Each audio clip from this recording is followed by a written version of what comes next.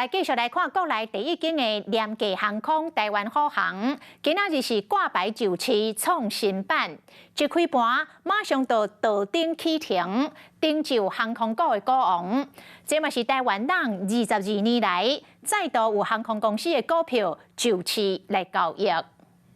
是台湾虎航，台湾头一间属价航空台湾虎航正式挂牌就市创新版，市场真互伊民主一开盘就冲起的起停，虎航请也成就航空股王的宝座。股王哦，它是一个名词啊，对于航空公司来说，是不是股王并不是这么重要，飞安为优先的首要考量。董事长打扮做少年技术，强调参股价来比飞安更加重要，而且搁真拍拼推销限时优惠。股票的代号是6557，只要用6757块，搁加1块银，就会当买双人往回的机票。要毋过竞争对手嘛不简单。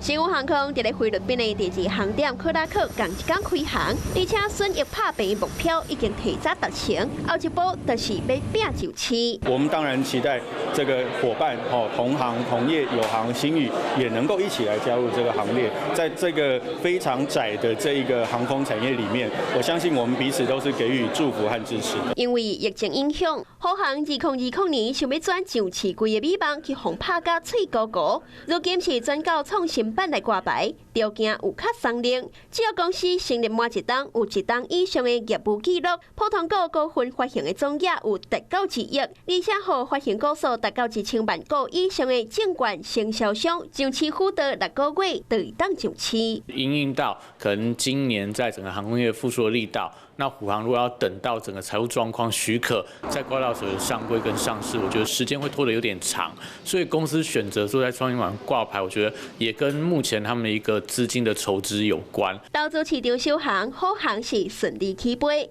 不过美国行情了后，若是当到股市乱流，经营团队是不是会当平安渡过难关？挑战也搁伫后壁。